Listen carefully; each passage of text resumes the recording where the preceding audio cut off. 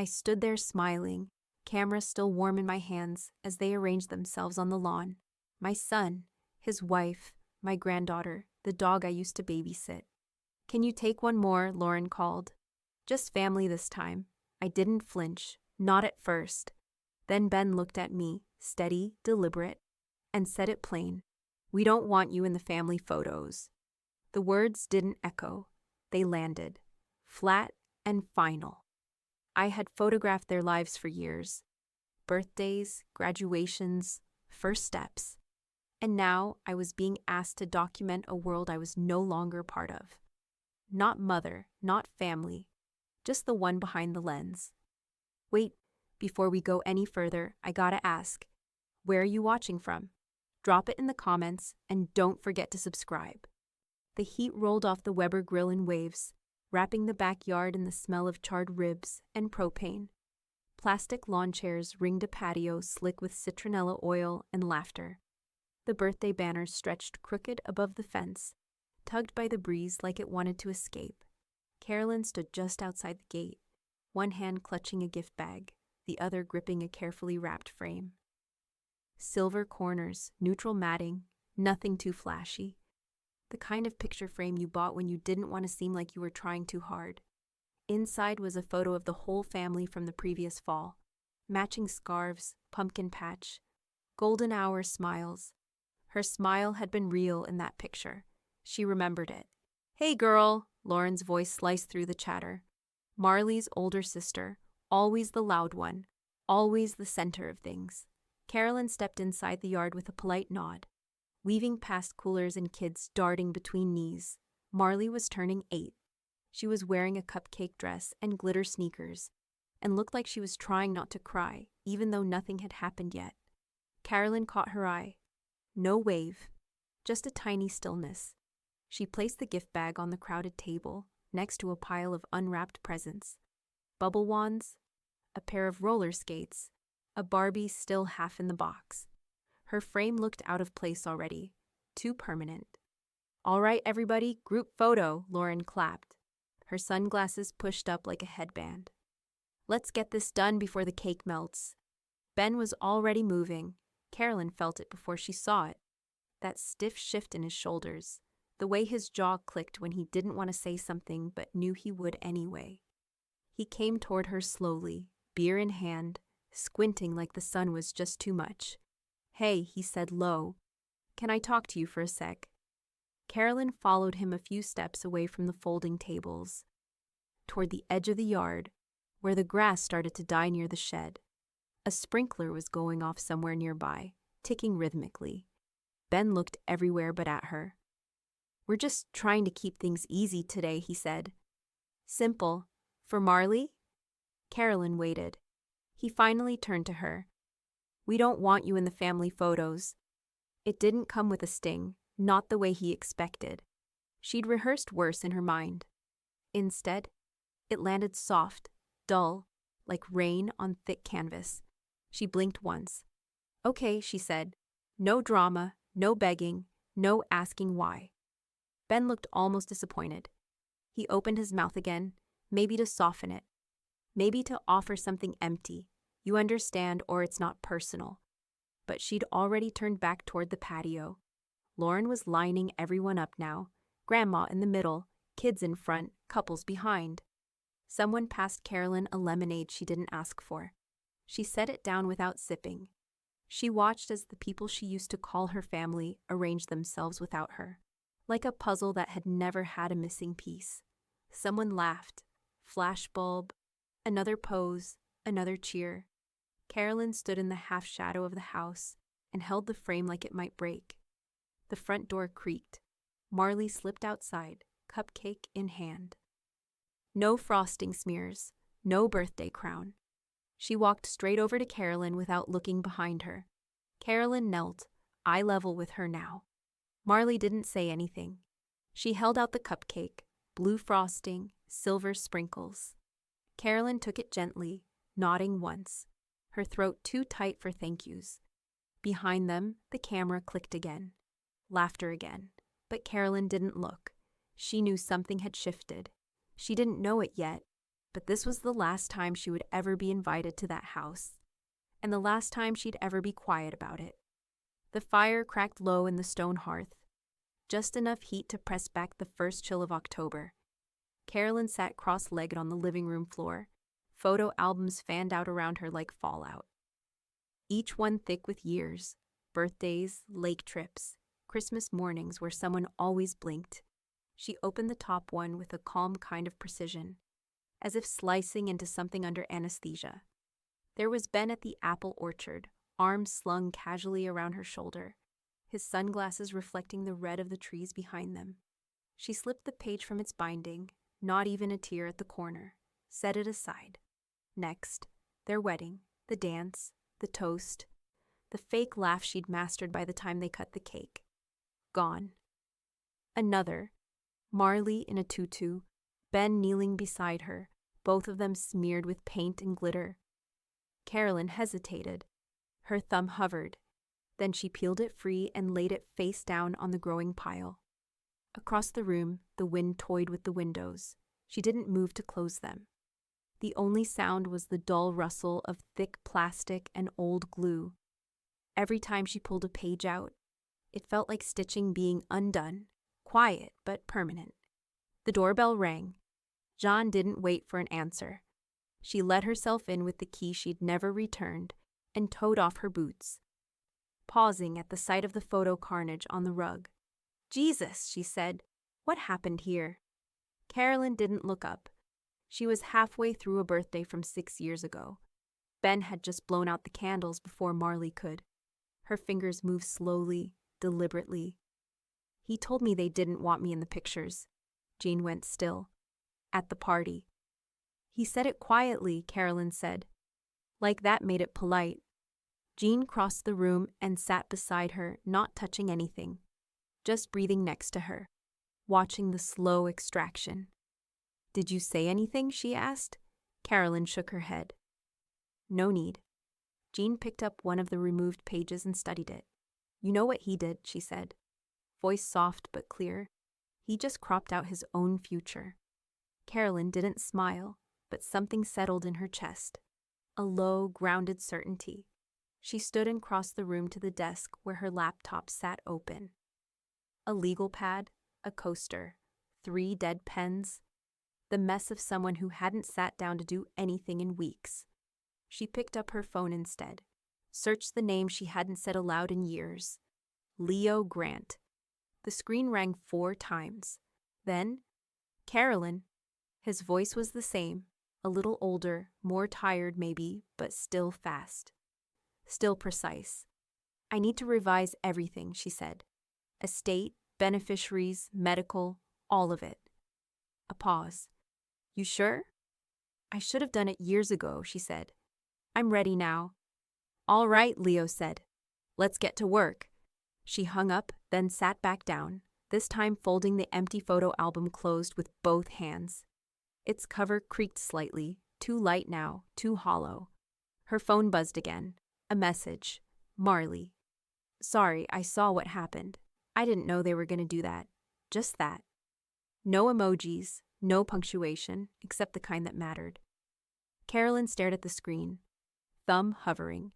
Somewhere inside her, something old cracked. Not pain exactly, but memory. That small, solemn face offering a cupcake with quiet defiance. She didn't reply. Instead, she set the phone down beside her and began inserting blank pages into the album. Clean sleeves, no captions, no past, not yet, but soon. Leo spread the paperwork across the dining table like he was laying out blueprints. Legal pads, manila folders, an iPad that kept locking itself. The afternoon light slanted through the blinds, casting thin prison bars across the hardwood floor. Carolyn stood by the window with a mug of coffee she hadn't touched. She was wearing her reading glasses, even though she hadn't needed them for anything except distance and years. Maybe it was the idea of seeing things clearly that made her keep them on. Leo cleared his throat. "As it stands now," he said, flipping a page, "Ben is still the primary heir on the estate. The house, retirement accounts, insurance." "Remove him," Carolyn said. Leo paused, pen hovering. I want the language airtight, she added. No challenge, no loopholes, no peace. He nodded slowly, began marking the margin with calm, decisive strokes. I'll keep the structure clean. It'll hold up in probate, no question. He glanced up at her. You sure you want to do this all at once? She didn't look away. I don't have time for inching. Leo didn't ask what she meant. He'd been Carolyn's lawyer for nearly 2 decades. He knew the difference between anger and resolve. Okay, he said. Let's move to bequests. Carolyn walked to the low bookshelf near the stairs and pulled a leather case from the bottom shelf. Inside, nestled in foam, were the last of her film cameras, her first DSLR, a tripod with scuffed legs, lenses marked by years and use. I want this donated, she said, to that non-profit for after-school arts. You know the one, with the exhibit space in the warehouse district. Leo smiled faintly. Focus forward, still going strong. She nodded. Give it to someone who still has time to catch what matters. He made another note. And Marley, she asked, folding her arms. Leo looked up. What about her? Carolyn stepped closer. Set up a trust, educational. It should trigger when she turns 21. Not before. Amount? Enough for 4 years at any college she wants, she said, and enough to walk away from anything she doesn't. Leo's pen slowed for a moment, then moved again. You want it in her name only? No intermediaries, Carolyn said. She finds out when the time is right, not through them. Leo nodded. I'll draft it. The only sound for a while was the shuffle of paper and the occasional scratch of a pen. Carolyn paced gently, pausing now and then by the bay window, watching leaves break loose from the oak out front and spiral to the ground like they'd made the choice themselves. John arrived just before dusk, carrying takeout and a 6-pack. She dropped her keys in the bowl, kissed Carolyn on the cheek, and sat down in the chair Leo had just vacated. She's listed as my medical proxy now, Carolyn said, without preamble. Leo raised an eyebrow at Jean, who just cracked open a beer and raised it in silent salute. Leo packed up the documents in neat piles. You'll get the revised versions by next week, he said, slipping his glasses back into their case. Once you sign, it's law. That's the idea, Carolyn said. He hesitated. Carolyn, this feels like more than just an update. It is, she said. It's a correction. Leo left quietly, and the house settled again. The silence was softer now, not empty, just open. Carolyn and Jean ate on the floor, cartons between them, as if they were 20 again. No music, no small talk. Carolyn's phone buzzed once. A message. No sender name, just the photo thumbnail. A cupcake with blue frosting and silver sprinkles. Below it, 4 words. This is the picture that mattered. Carolyn stared at it for a long moment, then saved the photo to a new folder marked Legacy. She didn't reply, but her eyes glinted in the dark, catching something quiet and sharp as glass. The screen's glow cast a pale halo around the dining table, now cleared of Leo's folders and pens. The laptop sat open in front of Carolyn, her fingers resting lightly on the keyboard, unmoving. Facebook. Marley's mom had posted again. Carolyn didn't click at first, just stared at the thumbnail, a group shot taken under string lights, red Solo cups in hand, plates stacked with ribs and macaroni salad. Kids at the end of the table, adults leaning in, pretending nothing had ever cracked. She clicked. The caption read, "Grateful for every soul at this table. Family forever." Carolyn studied the image. She wasn't in it. Of course she wasn't. She had taken it. They'd smiled at her, waved her back, told her to capture the moment, and she had, like she always did. Behind the camera, in soft shoes, quiet hands, making everyone else look whole. She clicked print. The laser printer whirred to life across the room. Carolyn stood, crossed the space without hurry, and collected the sheet before it curled. The paper was warm, the photo glossy. The words sat under it like final edits. She walked to her filing cabinet, opened the drawer labeled Estate, Active, and slipped the page in directly behind the draft copy of the new will. Then she sat down at her desk, pulled a sheet of linen stationery from the drawer, and began to write in her cleanest hand. Leo, make it irrevocable when I say go. No warning, no sunset clause. C. She folded the note in thirds, sealed it in a cream envelope, and addressed it with the same measured care she used for everything these days. Not rushed, not rattled, just exact.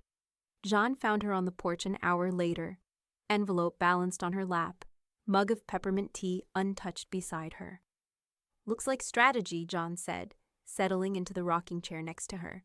Carolyn didn't look over. They posted a photo, said they were grateful for every soul at that table. Jean exhaled through her nose, sharp and fast. You took that photo. I did. They cropped the photographer out of the memory, Jean muttered. No, Carolyn said softly. They never saw her to begin with. Jean watched her for a long moment, then asked, You want to confront them? Carolyn turned her head, eyes steady. I already am. They rocked in silence after that, letting the early autumn dusk crawl over them. A neighbor's wind chime started singing, a hollow lullaby no one really heard. The porch light flicked on automatically. Carolyn didn't move. Her phone buzzed. She almost ignored it, then saw the name, Marley. Can we do a real photo? Just us. No one else. Just you and me. Carolyn stared at the message. No decoration, no smiley face. Just another truth from a girl learning to navigate a world full of half-truths. She picked up the phone, typed slowly. We'll make it one no one can crop. She didn't hit send, not yet. She looked down at the envelope again, held it between two fingers like it was fragile or radioactive, then slid it into her bag, right beside the folder marked Legacy. Not yet, but soon. The pen moved smoothly across the paper, not trembling, not tentative. Carolyn signed her name with the same steady pressure she once reserved for capturing aperture settings and light values. No hesitation. Just intent. Leo stood across from her, flipping through the newly printed pages with a notary present. Initials marked, tabs pre-placed. Everything airtight. This is it, he said, voice low but resolute. It becomes irrevocable today, filed, witnessed, and enforceable by law. Carolyn nodded. No going back. That's the point, she said. Lauren and Ben's names no longer appeared anywhere, not in the executor line, not among the residual distributions, not even as contingents. It was as though the law itself had forgotten them. In their place, Jean Marie Carlson, Executor Marley Grace Henderson, Educational Trust Recipient Focus Forward Fund for Women in Visual Arts, primary beneficiary 60% of everything Carolyn had built, decades of exhibits, sales, licensing rights, royalties still coming in from her back catalog of gallery work, was now earmarked for a new generation of women who needed space, lenses, and a voice. Carolyn flipped to the last page, a statement in her own words, notarized and recorded. She pressed play on the video just once to hear it as they filed the documents. I spent years making people look whole, cropping out bruises, brightening shadows, pretending the frame told the truth. But Ben made it clear I was never in the picture, so I returned the gesture. She paused. This isn't punishment, it's realignment. I'm not disappearing. I'm redefining. Leo watched in silence. The notary wiped her eye without comment. Outside, wind pressed golden leaves against the glass. The day felt crisp and final, the way certain autumn afternoons pretend to be endings. Later, Marley arrived with a tote bag full of sketch pads and a camera still new in its box. She was taller than Carolyn remembered, older in the eyes, still soft around the mouth. I don't want to pose, she said quietly. I just want to be in something that's real. Carolyn nodded and led her to the sunroom. Late day light pouring in, soft and golden. No filters, no setups, just them as they were. She snapped photos, Marley laughing, sitting cross-legged on the wicker chair, her head tilted in that slightly defiant way, like she'd already started unlearning what the world wanted her to perform. Then Marley took the camera and turned it around. "You too," she said. Carolyn hesitated. "No cropping," Marley added. The shutter clicked. When they were done, Carolyn printed the best of them on thick archival paper. She labeled the envelope in her careful script, "Family Defined." She slid it into the archival cabinet behind the legacy folder, next to old negatives and newly signed trust documents. Leo filed the trust that same evening, quick, quiet, and irreversible. He sent her a confirmation message without ceremony. Everything was in motion now, nothing to undo. Later that night, Carolyn walked into the spare room and pulled a final album from the back of the shelf, one she hadn't touched in years. It was dust-covered and heavy, its spine frayed with time. She turned to a particular page, a holiday dinner, Ben's hand on her back, his smile too wide. She reached for the scalpel she used for print trimming, slid it clean down the middle of the photo, and removed his half entirely. The empty space left behind wasn't jarring. It felt deliberate, balanced. On the blank margin below, she wrote with a black archival pen, "Closure isn't silence, it's composition." Then she tucked the album on top of her desk, not hidden. Just waiting. The voicemail blinked quietly on the screen. "Ben, 9:02 a.m. Just a gray dot trying to pass for significance. Carolyn tapped play. The message came through in his usual half-apologetic tone. "Hey, not sure what's going on. Marley said you've been distant. Lauren's worried. Look, I know the birthday thing wasn't perfect, but we didn't mean to hurt you. We're still family, right? Just call me back. Please?" The silence after felt like it expected something. She gave it none. Her thumb hovered, then pressed delete. At 11:10, the doorbell rang. Marley stood there, wind-bitten cheeks and hoodie sleeves tucked past her knuckles. "I found something," she said, stepping inside. From her jacket pocket, she pulled out a bright orange disposable camera. Thick plastic, ridged grip, no screen, no preview. Carolyn took it, turned it over once. "Haven't seen one of these in years." "I figured we could shoot like you used to," Marley said. "One shot, no do-overs." A pause. Carolyn nodded. "Grab your coat." Downtown was half asleep. Shops between rushes, sidewalks scattered with early leaves. The light was flat and clean, bouncing evenly across brick and concrete. Marley led the walk. She approached strangers carefully, always asking. An elderly man in a corduroy jacket, seated beside a broken parking meter. A mother holding a paper bag and a toddler's hand. A woman with lipstick too red for morning. Most said yes. Carolyn watched from behind, arms crossed, letting Marley compose the world one frame at a time. They sat on a concrete planter when the film ran out. "Last frame's yours," Marley said, handing over the camera. Carolyn pointed it toward her. Hair windblown, eyes soft but direct. Click. "That's it," Marley said. "Roll's done." Back home, Carolyn placed the camera on her darkroom table next to the legacy folder. She labeled a fresh sleeve and wrote in bold marker, "Unedited, 001. Her phone buzzed again. "Lauren, Ben said you're acting cold." "What's happening with you?" Carolyn typed back. "I'm acting accordingly." She powered the phone down after hitting send. Later, she sat by the window with tea cooling beside her, eyes on the backyard where the light was starting to flatten again. A single squirrel darted across the lawn, leaving dry grass flattened in its wake.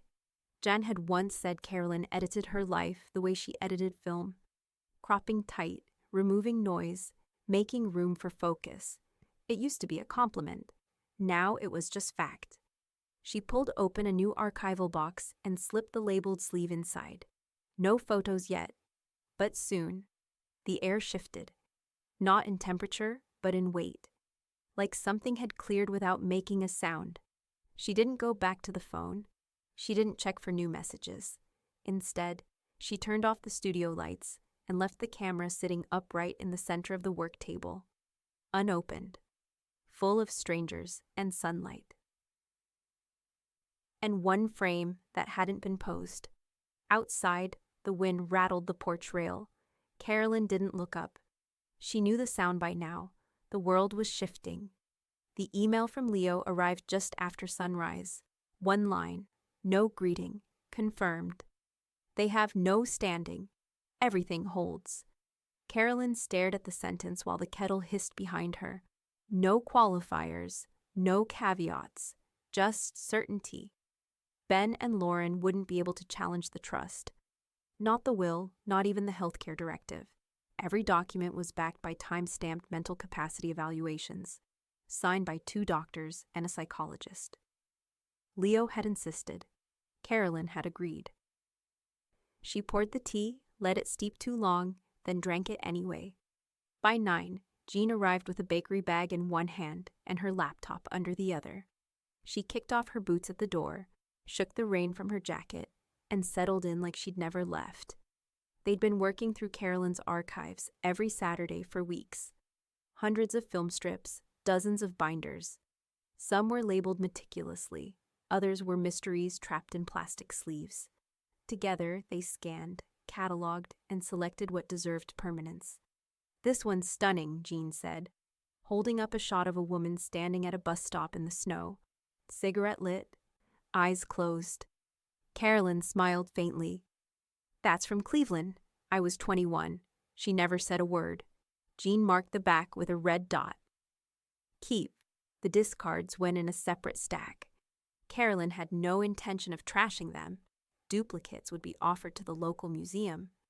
Pieces of the past that didn't need to be hidden, just passed on. A message pinged on Jean's phone. She ignored it at first, but it pinged again. Louder this time, persistent. She checked the screen, then sighed. "Lauren," she said flatly. Carolyn didn't flinch. "Answer if you want." Jane tapped decline. Then, a beat later, the voicemail arrived. She pressed play. "Jean, come on. What are you even doing over there? You know Ben didn't mean anything. And Marley's being manipulated. She's a kid. Carolyn's turning this into something it isn't. Can't you at least talk to her? You were her friend. You are her friend, right?" Silence stretched after the recording stopped. Jan looked over. She always did think guilt was a strategy. "It used to work," Carolyn said, "until I stopped needing approval to feel right." Jan didn't say anything, just picked up another binder. Down the hall, Carolyn's printer came to life, Marley's weekly letter arriving like clockwork. She retrieved the page and sat on the edge of the couch to read it. English 11B, personal essay title. "The photograph I didn't post, I took a photo of my aunt last week. She was looking away from the lens, holding a slice of light in her hands like it might break. I didn't share it. Not because it wasn't good. It was. It's the best one I've ever taken. But because some things aren't for everyone. Some things deserve privacy, not applause. She taught me that, without saying it." Carolyn reread the final line, then folded the page carefully and tucked it into the legacy folder, just behind the legal documents. Outside, the sky was lightening, clouds pulling apart just enough for gold to seep through. The front steps still glistened with rain. Carolyn pulled out a box of negatives from 1998 and began feeding them through the scanner. One click at a time, one life at a time. In frame after frame, the past returned, unvarnished, unfiltered, exact. She preserved what mattered, erased what didn't, and let the dust settle where it fell. John boxed the duplicates and labeled them for donation to Museum, Batch 03, then sat back on her heels. "You ever think about how much of you they never even noticed?" she asked. Carolyn didn't look up. "They weren't looking." Jean stood and stretched. "They will now." Carolyn reached for another sleeve. She didn't reply. The gallery was a former firehouse, all exposed brick and echoing light. The smell of fresh paint still lingered beneath the scent of varnished wood and clean glass. Carolyn stood in the middle of the open floor, arms crossed, as the last of her prints were hung. No music played. Just the squeak of ladders, the click of metal hooks sliding into place, and the soft breath of anticipation. The series was titled Unframed. No artist statement, no wall text, just 32 images, mounted edge to edge without explanation. A pair of hands kneading bread, a child resting against a father's denim jacket, a woman with her head tilted back mid-laugh, a scar visible under her ear, an old man clasping a frayed baseball cap like prayer. Every subject was captured mid-truth. Nothing curated, nothing softened, just the raw, unrehearsed intimacy of real life. Carolyn had printed every photo in her own darkroom. No digital edits, no filters, each frame chosen for its imperfection, the quiet honesty of it. Jean stepped beside her, holding 2 coffees and a half-crushed paper bag of lemon scones. "I had no idea you'd been working on something this big," she said softly. Carolyn accepted the cup. It wasn't supposed to be big, just necessary. John stared at the wall, eyes drawn to a shot of a woman threading a needle with one hand, while holding a baby in the other. "This is your real family portrait." Carolyn didn't answer, but her fingers tightened around the warm cup. The opening was set for Friday evening. By 6, the gallery buzzed with quiet conversation and clinking glasses. Friends from old collectives, students she hadn't taught in years.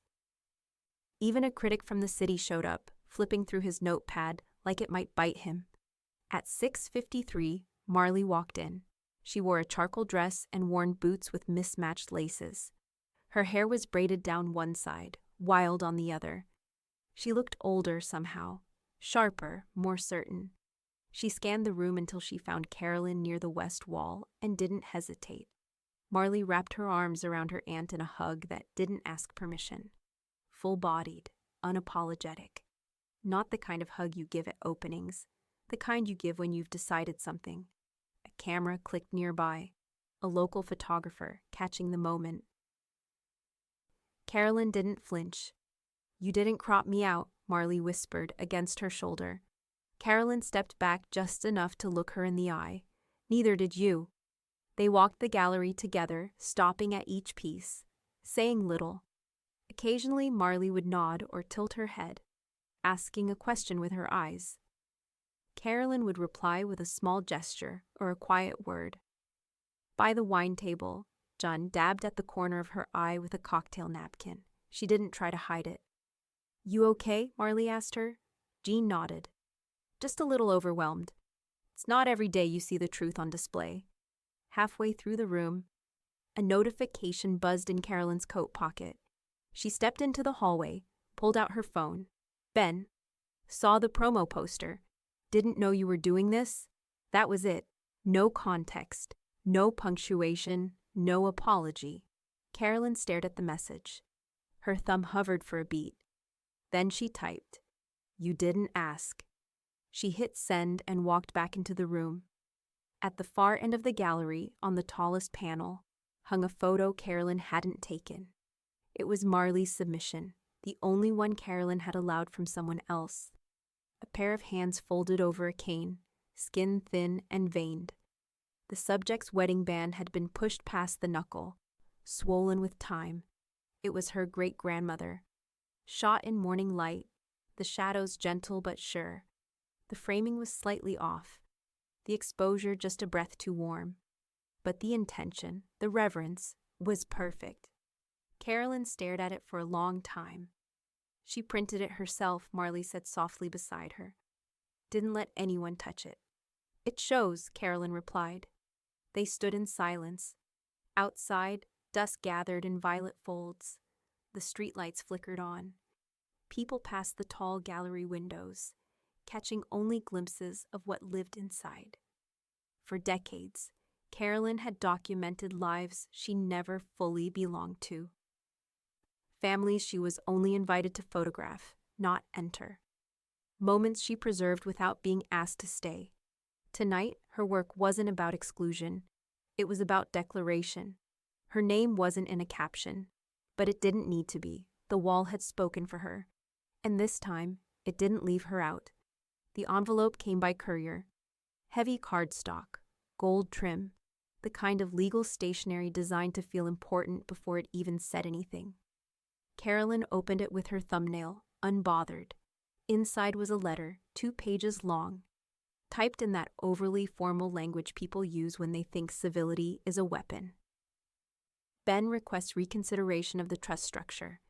Ben seeks clarification around inheritance terms. Ben expresses concern over mental state, intent, and external influence. Leo called within the hour. Got it, read it, burned it, he said flatly. Carolyn laughed. Not bitter, clean and honest. So it's dead? It never had a heartbeat. He has no standing, no evidence, no access. Not even a technicality to lean on. He's firing blanks into a brick wall. She exhaled. Thanks for confirming. He's going to get louder now, Leo said. Not smarter, just louder. Let him.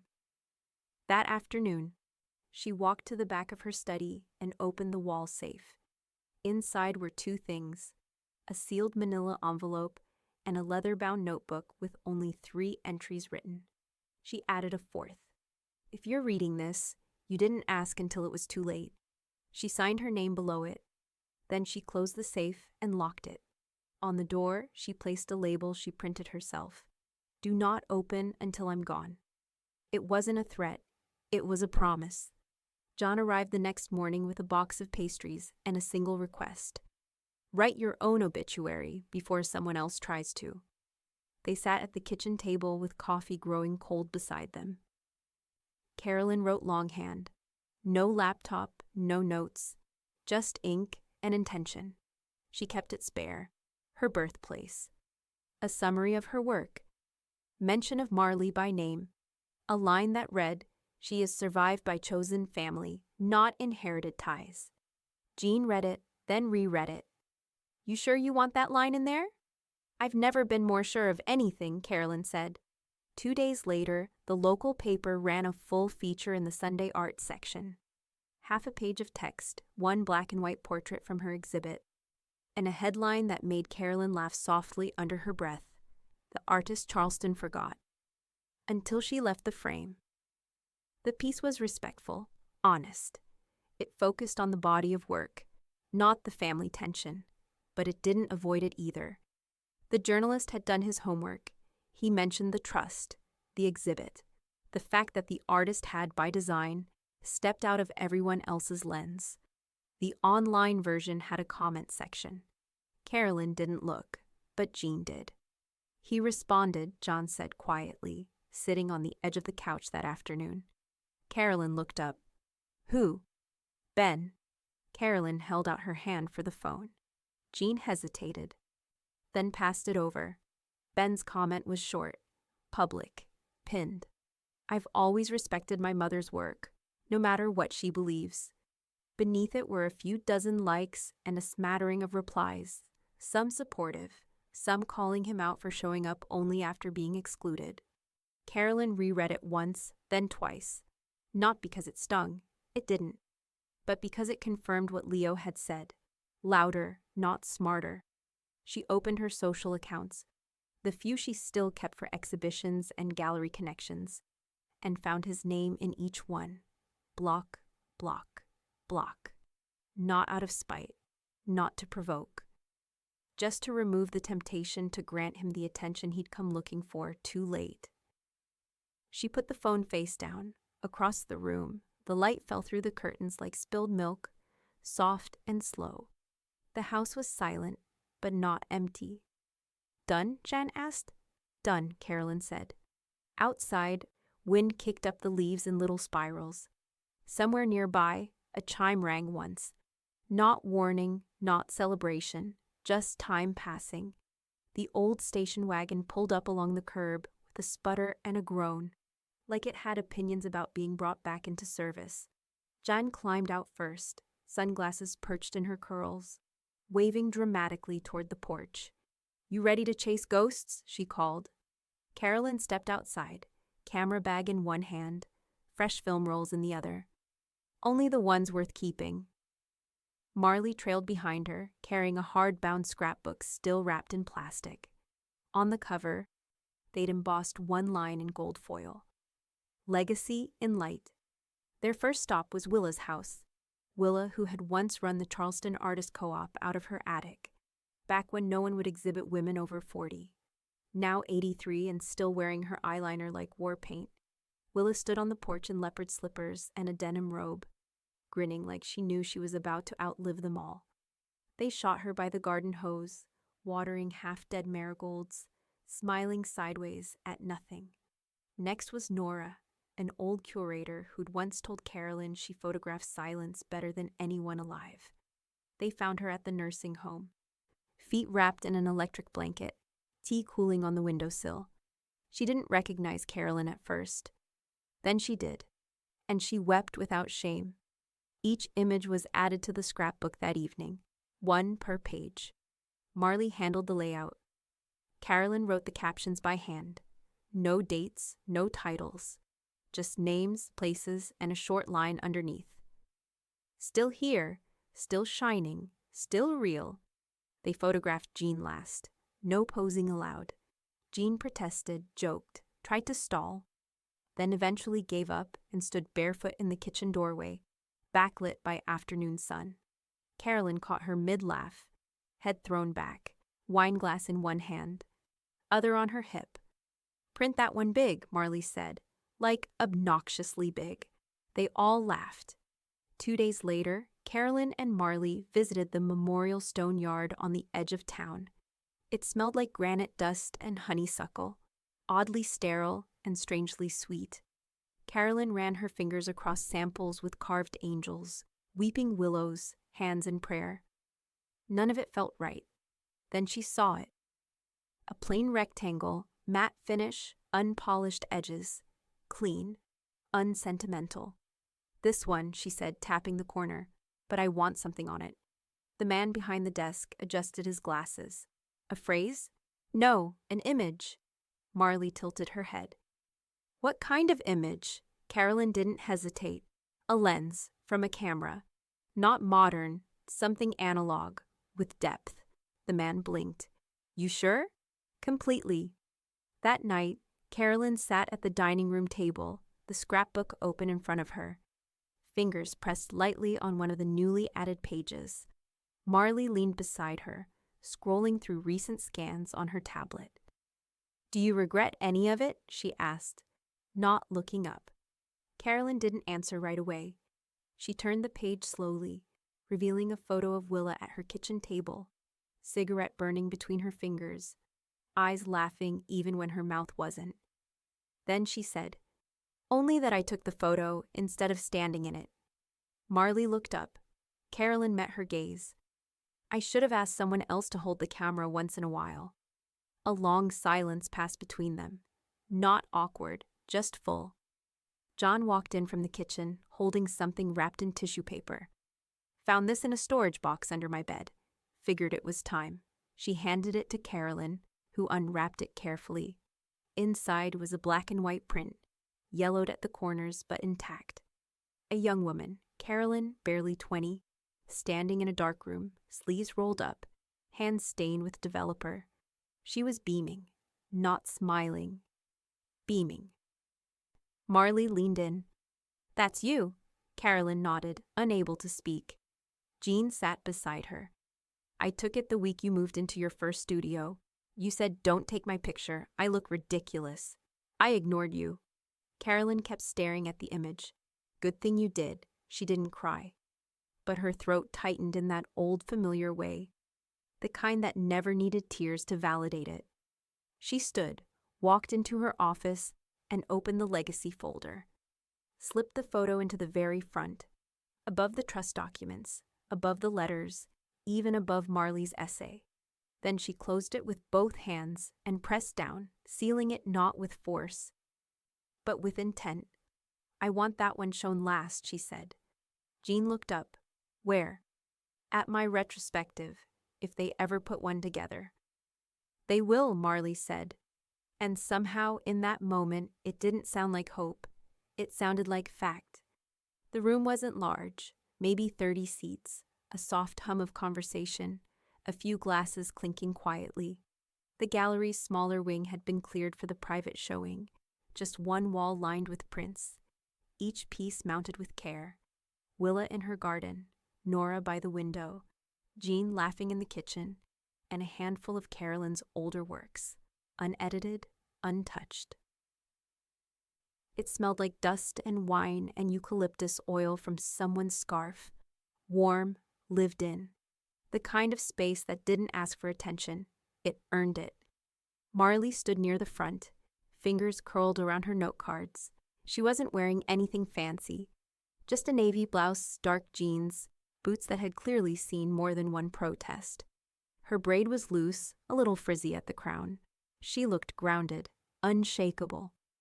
Carolyn sat just outside the doorway, in the hallway that fed into the gallery. She could hear everything but stayed behind the glass wall, watching the reflection blur into the light. Marley cleared her throat. "My grandmother taught me a lot," she began, voice low but steady. How to load film without bending it. How to process by touch, not just time. How to find contrast in a world that mostly wants you to stay flat and quiet. A ripple of smiles moved through the crowd. "But the most important thing she ever taught me," Marley continued, "was how to hold still long enough to find out who I was. And then how to protect that person." She paused. "No rush. Let the room breathe. She gave me a camera. But more than that, she gave me backbone." A single clap broke the silence, then more, not thunderous, not performative, just real. Carolyn leaned back slightly, one hand gripping the armrest, eyes glassy. She hadn't expected to feel it so sharply, not after all this time, but it landed hard. Not because it hurt, but because it healed something she didn't know was still open. John was sitting beside her. She reached over, wordless, and squeezed Carolyn's hand. No one mentioned Ben. No questions about the will. No awkward silences dragging his name into the room like a ghost. There was no need. The wall didn't have room for him anymore. After the showing, guests filtered out slowly. Handshakes, a few lingering embraces, the occasional request for a print. Marley stayed by the wine table, refilling glasses, answering questions, her face glowing in the kind of way you couldn't fake. Carolyn slipped out before the last goodbye. She walked home, coat collar turned up against the night breeze, heels clicking softly along the sidewalk. The air smelled faintly of magnolia and cigarette smoke. At home, she opened the hall closet and pulled down a box from the top shelf. It was taped shut but not sealed. Inside, wrapped in soft flannel, was her first camera. The one with a cracked viewfinder and the initials scratched into the bottom plate with a paperclip. CA. She took her time cleaning it, polished the lens, checked the shutter, rewound the tension knob even though it didn't need it. Then she slid it into a smaller case, lined with dark velvet. Tucked inside, she added a single roll of black and white film. She placed it on Marley's desk, just beneath the lamp, and left a note folded underneath. Use it only when the moment matters. See, Carolyn stood in the doorway a moment longer, watching the light play across the leather case. The same case she'd carried through storms, studios, silence. This was no passing of the torch. It was a handoff that had already begun. One quiet frame at a time. She stepped out of the room and closed the door gently behind her. The street outside the gallery was quiet now, emptied of the last guests and their soft, well-meaning chatter. A few paper cups rattled along the curb, catching the light from the tall lampposts. The sky had bruised to deep navy, stars barely flickering through the canopy of streetlight haze. Carolyn stepped out into the night with her coat half-buttoned, scarf tucked in. She paused on the front steps, letting the air clear the last of the warmth from her cheeks. The private showing had been more than enough. Not overwhelming, not sentimental, just clean, whole. She saw him before he spoke.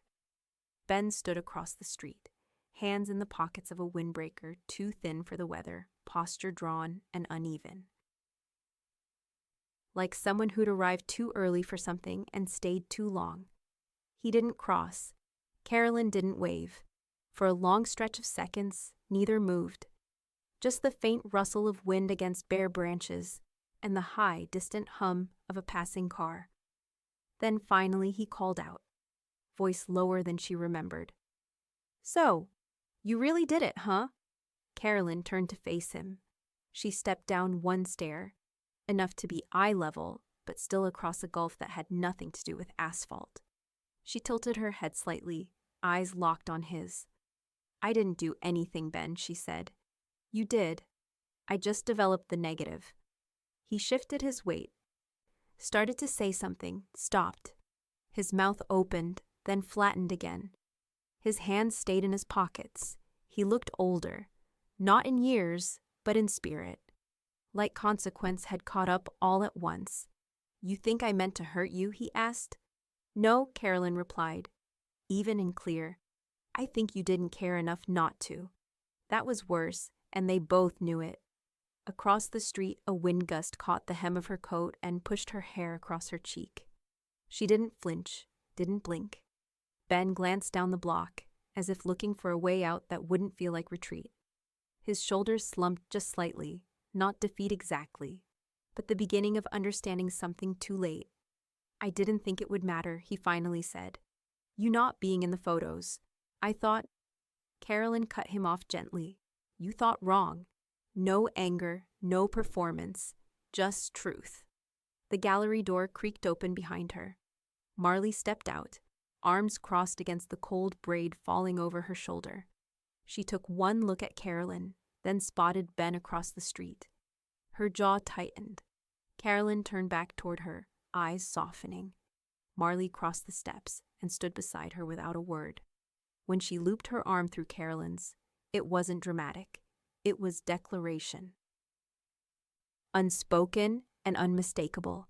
Carolyn looked at Ben once more, not a glare, not a plea, just a moment, fully seen. "This isn't about punishment," she said. "It's about presence, and I'm done shrinking to fit inside someone else's version of family." He looked down again, lips pressing into a thin line. There was nothing left to argue, no angle left to play. He didn't have access to her anymore, not financially, emotionally, or narratively. She'd taken back the lens. Ben gave a slow, shallow nod. Not approval, not forgiveness. Just something that barely passed for acknowledgement. Then he turned and walked away. No goodbye, no spin. Just footsteps on pavement, fading into the dark.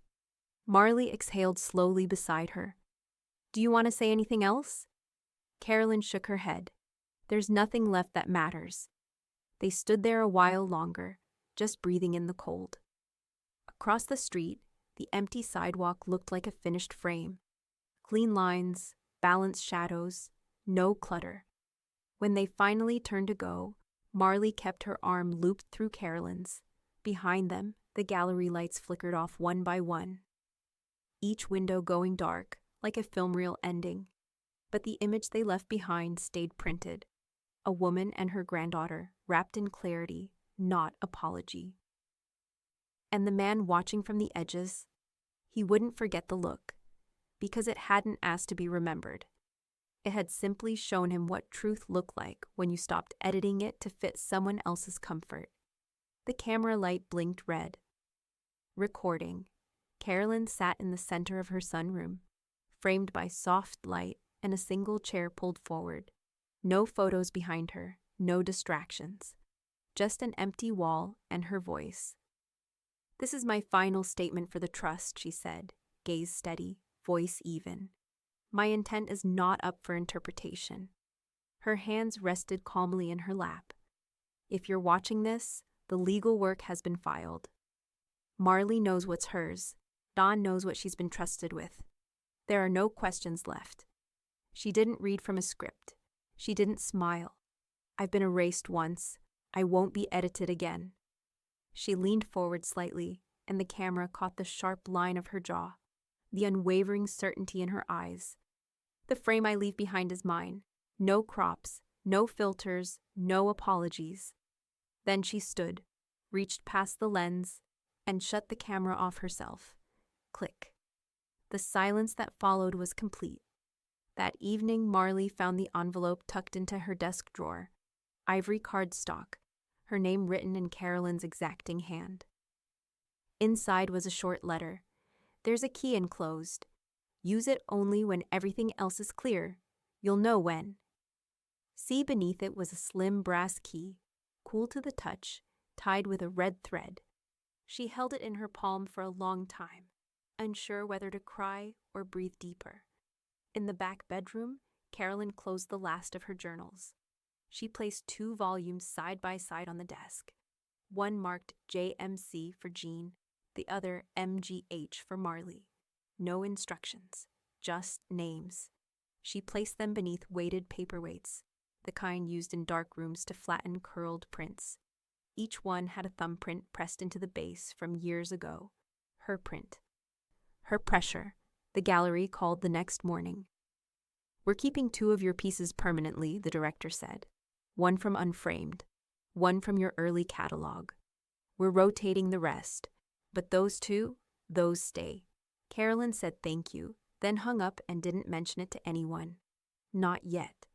The newspaper ran their final feature on her that Sunday. Full spread, above the fold. The woman who refused to be cropped out, it was a clean piece. No spin, no last-minute quotes from estranged relatives. Just a portrait of her work, her eye, her legacy. Carolyn read it once, folded it in half, filed it under obits in the cabinet behind her desk. Not morbid, organized. She booted up her laptop that afternoon and began the final culling. Old folders labeled Family 2007 Ben Marley Carolyn. She clicked through each one with detached precision. She wasn't angry, just done. His name had no place here anymore, not in tags, not in alt text, not in metadata. She highlighted, deleted, renamed, refiled the images under dates, locations, subjects, the way she should have done it from the beginning. In the software's final prompt, delete Ben from archive? She clicked, yes. The screen blinked, then cleared. Outside, the wind moved against the windows in slow sweeps. The house felt neither heavy nor light, just complete. John arrived later with soup in a thermos and a question she didn't ask out loud. Carolyn passed her a black envelope marked with her initials and said, "Don't open it now." John nodded. She didn't push. She never had. In the corner of the room, a print sat waiting, the last one Carolyn had developed herself. It hadn't been exhibited. It hadn't been digitized. Just a frame of Marley, mid-laugh, wind tearing through her braid. It wasn't captioned. It didn't need to be. The auditorium wasn't grand. Fluorescent lights buzzed faintly, and someone in the back coughed through most of the introductions. It smelled like dry carpet and cheap ink. A library event space, half full. But to Marley, it might as well have been the Guggenheim.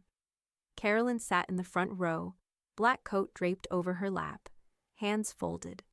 Her expression was unreadable, not cold, just composed. She didn't need a camera to frame this moment. It was already burned into memory. Marley stepped onto the stage. No notes, no fidgeting.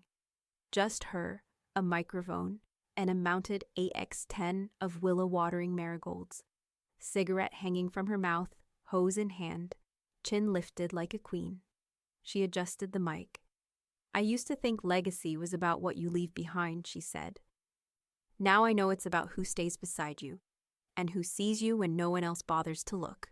A pause, not nervous, intentional. "My grandmother taught me how to develop film, but more than that, she taught me how to develop backbone." Someone near the front exhaled. Carolyn stayed still, but her lips softened at the edges. Marley lifted the photo. "This shot isn't perfect. The slippers don't match. The hose leaks. But it's the most honest thing I've ever captured. And Willa let me see her. That's the whole point." Applause came slowly, but it filled the room. Not polite. Real. Carolyn didn't clap at first. She just watched Marley with a kind of stillness that only came after surviving noise. Then she brought her hands together, once, then again. Back home, Jean's lemon cake cooled on the counter, while the smell of citrus and vanilla thickened the air. Marley kicked off her boots and climbed into the window seat, knees to her chest. Carolyn stood at the kitchen sink, drying the same mug twice. "You didn't cry," Jean said gently, slicing the cake. "I didn't need to," Carolyn said. She said it all. They ate beneath the wall of rehung portraits, old film prints Carolyn had pulled from storage and curated without ceremony. Willa, Nora, young Jean, even one of Carolyn herself in the dark room, caught mid-laugh, sleeves rolled high. The plaque arrived the next morning in a padded envelope from the gallery. Small, brass, etched in simple serif. To Carolyn Albright, for refusing to crop yourself out. She ran her thumb over the engraving once, then placed it on the shelf below the journals. Visible, quiet, enough. Later that afternoon, she returned to the safe. Everything was in its place, letters, documents, her final statement on video. But she had one more addition. A photo taken just last week. Carolyn and Marley sitting on the sunroom steps, sunlight bleeding between them. Both laughing, both eyes squinting at the lens. Marley had taken it on the timer. Carolyn stared at the image for a long time before sliding it into the legacy folder, right at the front. No caption, no edits, just presence. Whole and known. Jean called from the kitchen, asking about soup. Marley's voice echoed down the hallway, talking to someone on speaker, laughing about something Carolyn didn't catch. She didn't need to. Carolyn stood in the office doorway with the folder still open in front of her, one hand resting on the photo, the other on the desk. She didn't close it. She left it open, letting it breathe like a window, not a vault. Because some truths didn't need sealing, some truths were meant to live. Spring came late that year, but when it arrived like a sigh. Soft winds off the harbor, petals from ornamental pears swirling like confetti. Charleston's shoreline hummed with life again. Joggers, strollers, couples walking dogs with matching bandanas. Carolyn and Jean walked side by side down the weathered path near the marina, the sea air tugging gently at their jackets. "Feels like the first real day," Jean said, tipping her head back into the light. "It is," Carolyn replied, eyes on the water. Everything before now was just waiting. They passed the benches near the old cannons, where Willa used to hold court on sunny mornings with her iced tea and exaggerated war stories. Her seat was empty now, a floral scarf tied loosely around the armrest in her memory. But the air still felt like hers. "She'd say we were being too sentimental," John murmured. "She'd say we should have brought bourbon," Carolyn added. They both laughed. Marley showed up that afternoon with a new camera slung across her chest. Boxy, sleek, 35mm. It clicked when she walked. She handed it to Carolyn wordlessly, then dropped her bag by the stairs and collapsed on the living room floor like it was a ritual. "Let's keep going," she said simply. Carolyn turned the camera over in her hands. No screen, just a viewfinder, her kind of machine. "No more posing," she said. "Just being." "Deal," Marley said. They didn't take a picture that day, but something settled between them anyway. A calm, like light in a still room. That night, after Marley left and Jean had gone upstairs, Carolyn sat in her office under the low hum of the desk lamp. The legacy folder was closed now, its corners worn and its pages fat with lives. She reached into the drawer and pulled out the final envelope. It was pale gray, thick paper, sealed with a wax stamp she hadn't used since the 90s. Across the front she had written in pen, "Legacy completed." She placed it in the bottom drawer, locked it, then slid the small brass key beneath the false panel of her bookcase, between two worn copies of Diane Arbus and Dorothea Lange. No fanfare, just finish. The fireproof safe sat behind the chair, flush against the wall. Inside, still wrapped in tissue, was the photograph she'd sliced in half. Ben's smile carved out cleanly, the space beside her empty but perfectly composed. She hadn't burned it. She hadn't needed to. Some evidence serves better when it stays quiet. Outside, wind scraped across the windows, softer than winter now, but persistent. Carolyn rose, walked to the glass, and watched the breeze toy with the shadows on the porch. This was the season when everything started pretending it had never died. The phone on her desk buzzed. A photo from Marley, a candid shot of Carolyn at the harbor, one hand raised mid-gesture, the other in her coat pocket, laughing hard enough to tilt back slightly. Underneath, Marley had written, "Unposed, unfiltered, unshaken." Carolyn stared at the image for a while. Then she saved it, printed it, slid it behind the front flap of the legacy folder, not to preserve it, just to say, yes, this too. Jan knocked softly and leaned into the doorway, hair tousled, holding 2 mugs. "Sleep tea or whiskey?" Carolyn smiled. "Both." They sat in the sunroom with their mugs, legs tucked under, warm silence passing between them like old music. Later, when the house quieted again, Carolyn returned to her desk, opened a fresh page in her notebook, and wrote a single sentence. Not for the public, not for the papers, just for herself. "My son said, 'We don't want you in family photos,' so I cropped him out of my future." She closed the notebook, no flourish, just finality. The light clicked off overhead, the safe sealed shut, and in the stillness that followed, Carolyn Albright didn't feel erased. She felt developed,